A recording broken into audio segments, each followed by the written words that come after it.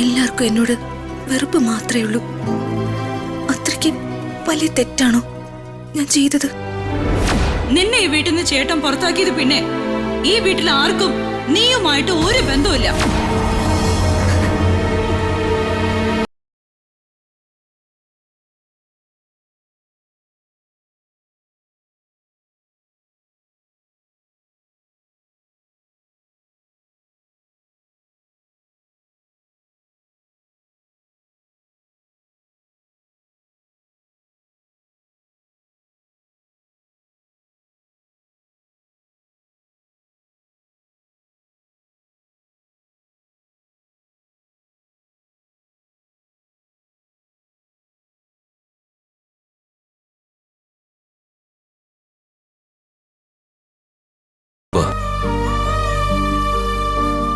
ഞങ്ങൾക്ക് ഇതൊക്കെ സഹിക്കാനുള്ള മനക്കരുത്തുണ്ട്.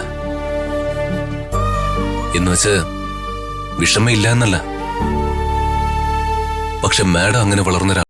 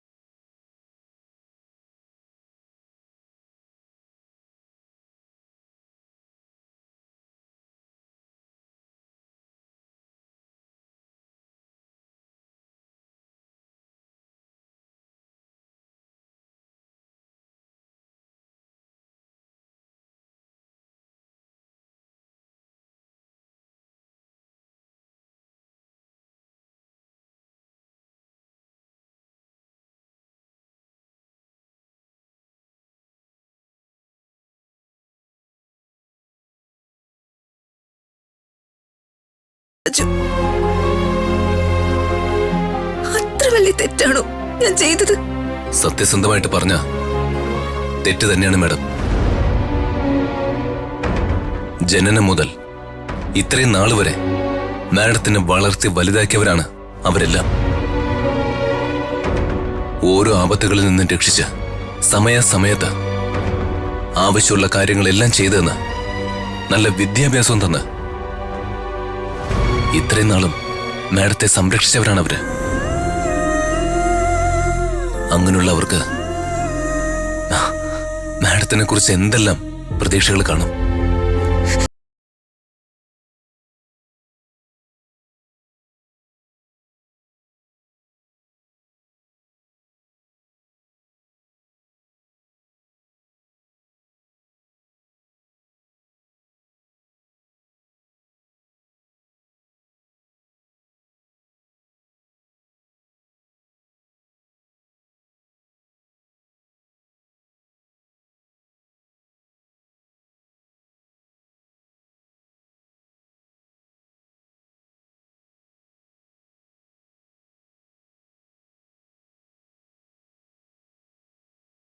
കാരണം എനിക്കറിയാം മാഡത്തിന്റെ മാനസികാവസ്ഥ അങ്ങനെയായിരുന്നു. സ്വന്തം ജീവിതം നശിപ്പിക്കാൻ തയ്യാറാവാതെയാ മാഡം അവിടെ നിന്ന് ഇറങ്ങിയത്. ദീപക് അത്രമാത്രം മോശമായ ഒരാളായത് കൊണ്ടാണ് മാഡം ആ കല്യാണം വേണ്ടെന്ന് ആഗ്രഹിച്ചത്. അതേ കാരണം കൊണ്ട് തന്നെയാ ഈ തെറ്റ് ചെയ്തിട്ടും ഞാൻ മാഡത്തിന് സപ്പോർട്ടായി നിൽക്കുന്നത്. സോറി രാജു, എനിക്കറിയില്ല ഞാൻ ഇനി എന്ത് ചെയ്യണമെന്ന്. എല്ലാവരുടെ മുന്നിലും ഞാനിപ്പോ ഒരു അധിക പറ്റായി. എന്താ മാഡം ഇത്?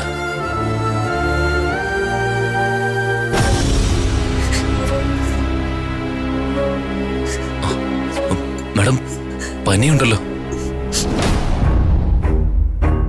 മാഡം ഒരു കാര്യം ചെയ്യ്, പൂജ തുടങ്ങുന്നതുവരെ കിടന്നോളൂ, റെസ്റ്റ് എടുക്ക.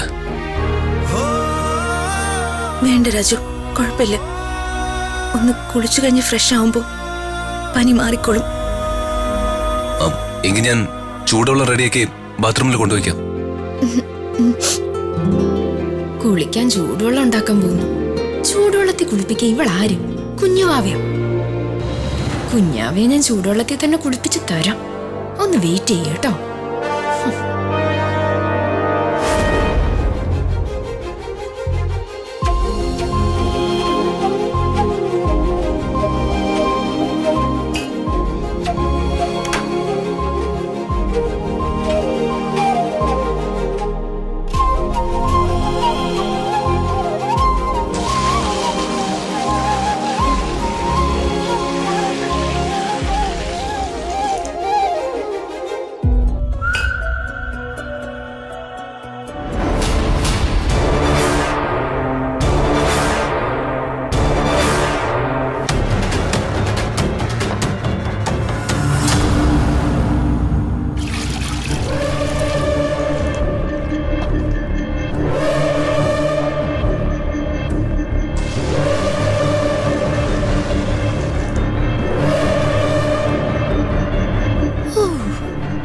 എന്തൊരു തണുപ്പ്! ഇത് മതി. കുഞ്ഞാവ തണുത്ത വെള്ളത്തിൽ കുളിച്ചാ മതി.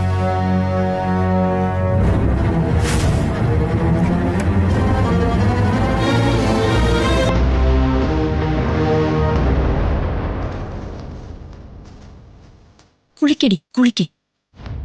നീ ആ തണുത്ത വെള്ളത്തിൽ കുളിച്ചിട്ട് എന്റെ പനി കൂട്ട്. അങ്ങനെ പനി കൂടിയിട്ട് നിന്റെ ആ പൂജ തന്നെ അങ്ങ് മുടങ്ങിക്കോട്ടെ.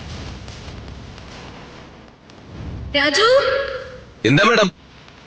രാജുവിന്റെ ടവൽ എടുക്കാൻ മറന്നു. ആണോ? ഞാനിപ്പോ കൊണ്ടുവരാം മാഡം.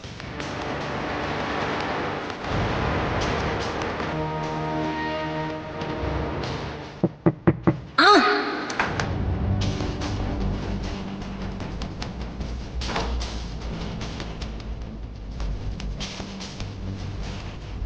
രാജു, എങ്കിൽ നീ ഒരു കാര്യം ചെയ്യും.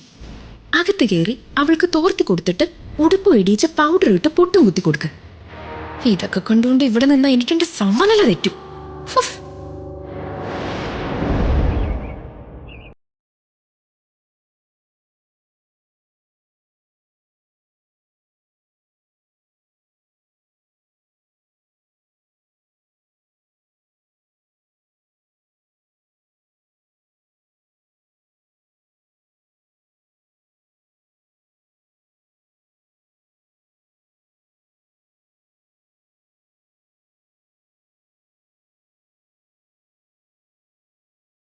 കൂടെ വന്ന് പൂജയ്ക്ക് ക്ഷണിച്ചതല്ലേ?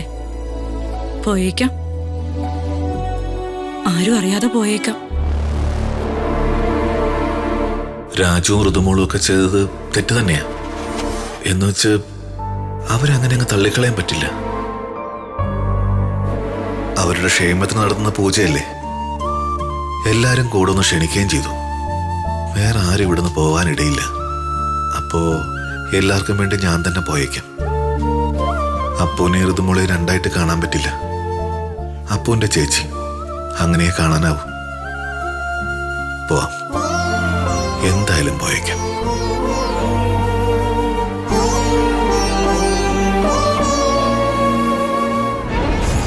അമ്മയ്ക്ക് വേറെ പണിയൊന്നുമില്ലേ? പൂജ പോലും നമുക്കിട്ട് ഇത്രയും വലിയ പണി തന്നവരാ അവര്. എന്നിട്ട് അവരുടെ പൂജയ്ക്ക് പോവാനോ? എടാ, അവൾ ഇവിടുന്ന് പോയെന്ന് വെച്ചേ നമ്മുടെ വഴിയിന്ന് പൂർണ്ണമായി ഒഴുകിയൊന്നുമില്ല. പ്രതാപൻ എത്ര കണ്ട് കോപിച്ചാലും ഏത് വഴിക്ക് അകറ്റി നിർത്തിയാലും അവളും മാത്രമാ പ്രതാപന്റെ അവകാശി. പ്രതാപൻ അവളെ പടിയടച്ച് പിണ്ടം വെക്കുന്നത് വരെ നമ്മുടെ ജോലി അവസാനിക്കുന്നില്ല.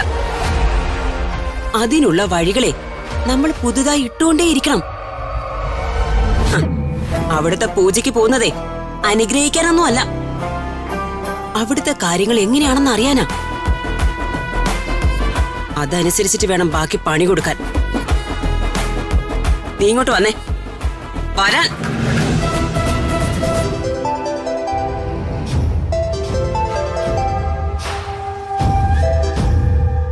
ഹലോ സാർ, ഞാൻ കേരള കൾച്ചറൽ സൊസൈറ്റിയുടെ പ്രസിഡന്റാണ്.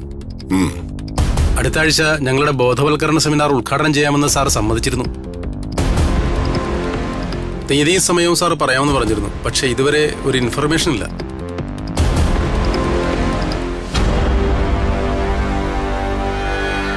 ഹലോ ഹലോ സാർ, ഹലോ, കേൾക്കുന്നില്ല സാർ?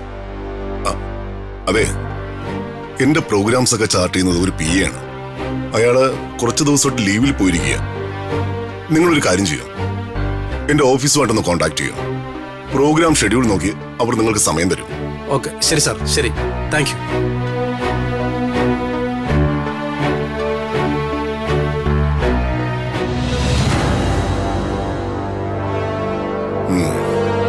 എല്ലാം അവന്റെ കയ്യിലാ. ഇതൊക്കെ അവൻ ചെയ്യേണ്ട കാര്യങ്ങളാ. ആ രാജു ഇനി ഇതൊക്കെ ഓഫീസിൽ വിളിച്ച് അന്വേഷിക്കണം. പ്രതാപം വിഷമിക്കണ്ട. ആ രാജു ചെയ്തിരുന്ന കാര്യങ്ങളൊക്കെ ഇനി ദീപക് ചെയ്തോളൂ. ഇവൻ എല്ലാ കാര്യങ്ങളും അറിയാം. പക്ഷേ പ്രതാപൻ ഒന്നിനും ചുമതലപ്പെടുത്തുന്നില്ല എന്നൊരു വിഷമം മാത്രമേ ഉള്ളൂ. ചെറിയ ചെറിയ കാര്യങ്ങളല്ല അവൻ കൈകാര്യം ചെയ്തിരുന്നത്, വലിയ കാര്യങ്ങളാ. ശ്രദ്ധയോടെ ചെയ്യേണ്ട കാര്യങ്ങൾ. ശ്രദ്ധ പാളിയാൽ വലിയ പരാജയങ്ങളാവും സംഭവിക്കുക. അയ്യോ, ദീപകിന് ശ്രദ്ധയില്ലാന്ന് പ്രതാപന് തോന്നുന്നതാ. നീ ചുമതലകളൊക്കെ കൊടുത്തു നോക്ക്, അപ്പ അറിയാലോ.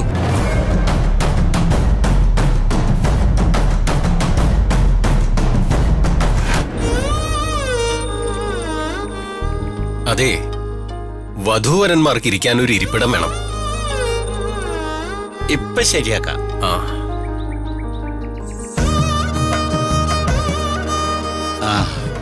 ഒരു പരികർമ്മിയുടെ കൂട്ടായിരുന്നു. ഏയ്, വീട്ടിൽ നടക്കുന്ന പൂജയല്ലേ, അതും ചെറിയ രീതിയില്. അതുകൊണ്ടാ ഞാൻ മാത്രം വന്നേ. ഞാൻ കുറ്റായിട്ട് പറഞ്ഞതല്ല. അത് കുഴപ്പമില്ലെന്നേ. ഇതിന് ഞാൻ മാത്രം മതിയാവും.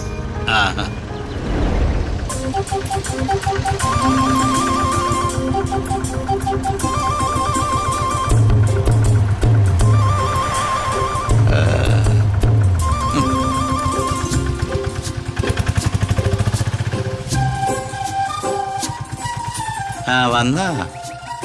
ഓ, വന്നു. ഇന്നലെ കല്യാണത്തിനൊന്നും കണ്ടില്ല. വീട്ടിൽ നിന്ന് കയറിയ വണ്ടി ഇപ്പോഴാണ് എത്തിയത്. എനിക്ക് കിട്ടാനുള്ള സ്ത്രീധനമൊക്കെ കിട്ടിയോണ്ടേ 2 എയറോപ്ലെയിൻ മേടിക്കാന്ന് വിചാരിച്ചു. അതിന് അഡ്വാൻസ് കൊടുക്കാൻ പോയതാ.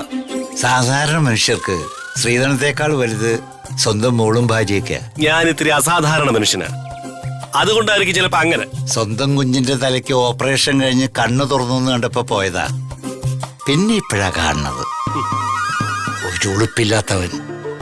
സ്വന്തം മോളെ സ്ത്രീധനമില്ലാതെ കെട്ടിച്ച് വിടുന്നതോടെ തന്റെ കടമ കഴിഞ്ഞു എന്ന് കരുതുന്നതും ഒരു തരം ഉളുപ്പില്ലായ്മ തന്നെയാ. നിന്നോട് സംസാരിക്കാൻ കൊള്ളില്ല.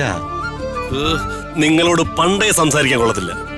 ഭാര്യയെ മോളെ വിളിച്ചോണ്ടാ വന്നതാണോ അതോ ചടങ്ങിൽ പങ്കെടുക്കാൻ വന്നതാണോ? ദേ, ഞാൻ ഈ കൈ ഇങ്ങനെ നീട്ടുമ്പോ ഇതില് എനിക്ക് കിട്ടാനുള്ള സ്ത്രീധനം വെച്ച് തന്നാൽ ആ കയ്യിലുള്ള സ്ത്രീധനം ആദ്യം നടക്കും. അതിന്റെ പിറകെ ഞാൻ നടക്കും. അതിന്റെ പിറകെ ഉണ്ടാകും എന്റെ ഭാര്യയും മോളും. എന്നാ പിന്നെ ഞാനങ്ങോട്ട്. ഓ, ആയിക്കോട്ടെ ആയിക്കോട്ടെ. അമ്മായിയപ്പനാണോ? സ്വന്തം ഭാര്യയെക്കാളും മക്കളെക്കാളും അവന് വലുത് സ്ത്രീധന പൈസ.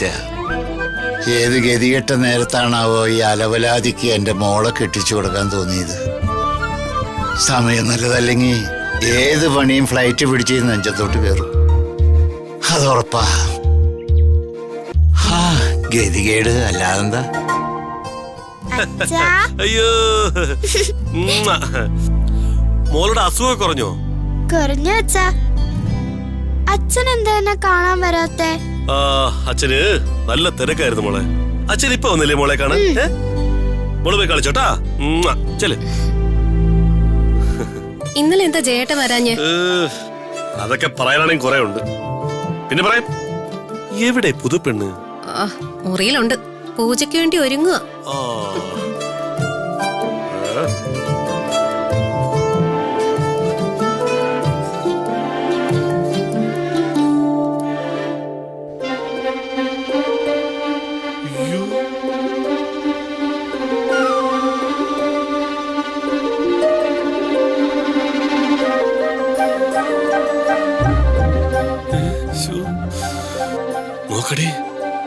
സ്വർണ്ണക്കട മൊത്തം ഉണ്ടല്ലോടി. അതെ, പക്ഷെ അതില് കണ്ണുവച്ചാലേ പണി പാളും. ഇതിന്റെ പാതി എനിക്ക് കിട്ടിയിരുന്നെങ്കിലേ സുഭിക്ഷമായി പണിക്ക് പോകാതെ ജീവിക്കായിരുന്നു. നീ ഒരു കാര്യം ചെയ്യും, അച്ഛനോട് പറഞ്ഞ് ഇതിന്റെ കുറച്ചെടുത്ത് വിറ്റ് എനിക്ക് തരാനുള്ള ശ്രീധരൻ തരാൻ പറ. ഒന്നും പറയാൻ പറ്റില്ല ജയേട്ടാ. അതെന്താ? ശ്രീയുടെയും രാജുവിന്റെയും മാറ്റക്കല്യാണം അല്ലേ ഫിക്സ് ചെയ്തിരുന്നേ. അപ്പൊ അതിന്റെ കൂടെ ആ രുക്മിണിയമ്മ നല്ല കിടിലം ഓഫറാ വെച്ചത്. അതായത് ഈ കല്യാണം നടക്കുമ്പോ ശ്രീയുടെ പഠിത്തം, രാജുവിന്റെ സ്ത്രീധനം, പിന്നെ നമ്മുടെ സ്ത്രീധനം എല്ലാം രുക്മിണിയമ്മ ക്ലിയർ ചെയ്യാന്നാ പറഞ്ഞിരുന്നത്. ഞാൻ അതില് കുറേ സ്വപ്നവും കണ്ടു. പക്ഷെ രാജു ഋതികയെ വിളിച്ചോണ്ട് വന്നപ്പോ എല്ലാ സ്വപ്നവും തകിടം മറിഞ്ഞു. ആ സ്വപ്നം തകർന്നാലെന്താ, പുതിയ സ്വപ്നത്തെ പിടിക്ക്. അതല്ലേ അതിന്റെ ഒരു ടെക്നിക്ക്. ഞാൻ അതൊന്നും ചിന്തിക്കാതെ ഇന്നലെ ഇത്തിരി കടുത്തുപോയി. എങ്ങനെ? അവളെ കുറെ വഴക്കും പറഞ്ഞ് അവളുടെ കയ്യിൽ നിന്ന് ഫുഡ് കൊണ്ടുവന്ന പാത്രം തട്ടിത്തെറിപ്പിച്ച് കളയുകയും ചെയ്തു. അയ്യോ, നിന്നെ പോലൊരു മന്ദബുദ്ധി. ഇനി ഒരു പ്ലാൻ പൊളിഞ്ഞാൽ ആരെങ്കിലും ആ പ്ലാനിൽ കെട്ടിപ്പിടിച്ചത് കരയോ? അടുത്ത പ്ലാൻ നോക്കില്ലേ ചെയ്യൂ. നല്ലൊരു അവസരം കൊണ്ട് തൊലച്ചിട്ട് വന്നിരിക്കുന്നു. സോറി. ഇനി സോറി പറയട്ടെന്താ കാര്യം? നീ അവളെ ഒന്ന് സോപ്പിട്ട് നിൽക്കേ, എന്നിട്ട് പതിയെ പതിയെ നിന്റെ പ്രാരാബ്ദങ്ങളും കാര്യങ്ങളൊക്കെ അവളോട് പറയും. അങ്ങനെ സിമ്പതി തോന്നി അവൾ തന്നെ നിന്നോട് പറയും, ചേച്ചി എനിക്ക് ഇത്രയും സ്വർണത്തിന്റെ ഒന്നും ആവശ്യമില്ലാന്ന്, ചേച്ചി കുറച്ച് എടുത്തോന്ന്. അതൊന്നും പെട്ടെന്ന് നടക്കുമെന്ന് തോന്നുന്നില്ല ചേട്ടാ. എന്നാ പിന്നെ അതിന്റെ പാതി എടുത്തോണ്ട് ഓടിയാല? അങ്ങനെ എടുത്തോണ്ട് ഓടുവാണെങ്കിൽ പകുതിയാക്കുന്നതിലെന്താ, ഫുള്ള് എടുത്തോണ്ട് ഓടിയാ പോരെ?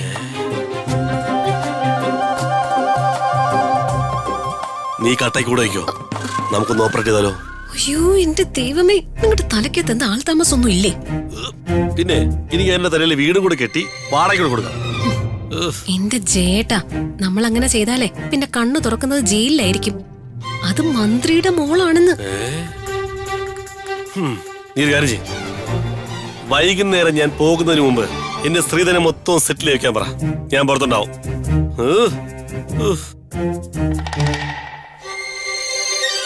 ഓ അത് ശരി. അപ്പൊ പ്രിയേച്ചിയുടെ ഭർത്താവിന് ഋതികയുടെ സ്വർണത്തിൽ ഒരു കണ്ണുണ്ട്. ശരിയാക്കി തരാം.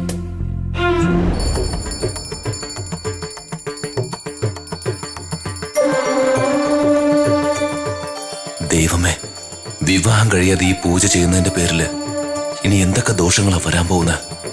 എനിക്കെന്ത് സംഭവിച്ചാലും ഒരു കുഴപ്പമില്ല. പക്ഷേ ഋതിക മാഡത്തിന് ദോഷമൊന്നും വരുത്തരുതേ. മാഡം ശരിക്കും ഇതെല്ലാം എൻജോയ് ചെയ്യുന്നുണ്ട്. ഇതെല്ലാം യാഥാർത്ഥ്യമാണെങ്കിലെന്ന് കരുതുന്നുണ്ട്, എനിക്കറിയാം. പക്ഷേ ഇത് വെറുമൊരു നാടകം മാത്രമാണെന്ന് മാഡം മനസ്സിലാക്കിയിരുന്നെങ്കിൽ. ഏതായാലും ദീപക്കുമായിട്ടുള്ള വിവാഹം മുടങ്ങിയല്ലോ. ഇനി മാഡത്തിനെ എങ്ങനെയെങ്കിലും വർമ്മ സാറിനെ തിരിച്ചേൽപ്പിക്കണം. മാഡം മറ്റൊരു വിവാഹം കഴിച്ച് സന്തോഷത്തോടെ ജീവിക്കുന്നത് കാണണം. ആ സന്തോഷം കണ്ടുവേണം എനിക്ക് ജീവിക്കാൻ. രാജു എന്റെ കഴുത്തിൽ താലി കിട്ടിയില്ലെന്നേ ഉള്ളൂ. പക്ഷെ ഈ വിവാഹ സൂക്ത പൂജ കഴിയുമ്പോ ആചാരപ്രകാരം ഞാൻ നിന്റെ ഭാര്യയാകും. എനിക്കത് മതി. എന്റെ ജീവിതത്തിലെ ഏറ്റവും വലിയ ആഗ്രഹം ഈ നടക്കുന്നത്. I M so happy. പക്ഷെ അച്ഛൻ കൂടെ ഉണ്ടായിരുന്നെങ്കിലെന്ന് ഞാൻ ആഗ്രഹിച്ചു പോവാ.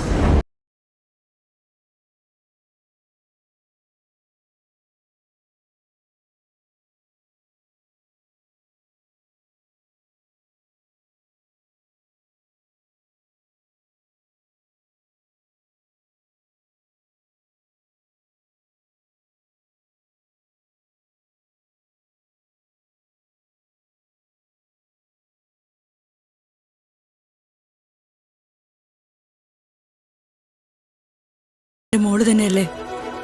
നിന്റെ ജീവിതത്തിൽ ഒരു മംഗളകാര്യം നടക്കുമ്പോ ഞാൻ ഉണ്ടാകണം നിന്റെ കൂടെ.